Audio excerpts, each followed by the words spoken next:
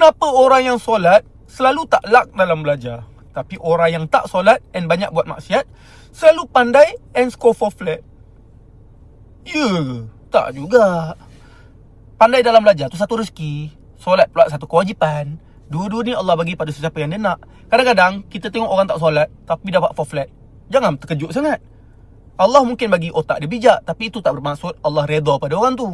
Contohlah, Fir'aun, kaya, pangkat tinggi, berkuasa. Adakah itu bermaksud Allah redha pada dia? Tak pun. So, jangan menilai keredaan Allah tu pada materialistik. Ataupun, kalau dia 4 flat maksudnya Allah suka dia. Tak semestinya. Dan jangan pula rasa, aku dah solat, kenapa aku tak pandai? Kenapa aku tak dapat 4 flat? Solat bukan jaminan untuk terus jadi genius. Solat ni kewajipan untuk mendekatkan diri kita pada Allah. Nak pandai, nak dapat 4 flat, belajarlah, ulang kajilah, buatlah latihan.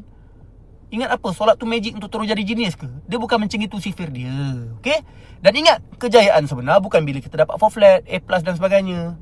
Tapi kejayaan sebenar kita adalah bila kita bertemu Allah dalam keadaan Allah redha. Sebab 4 flat A+ ni bukan tiket untuk masuk syurga. Lagi-lagi kalau nak kejar 4 flat punya pasal, kita gadai akhirat. Belajar sampai tinggal solat. Itulah kerugian yang paling besar. Okay?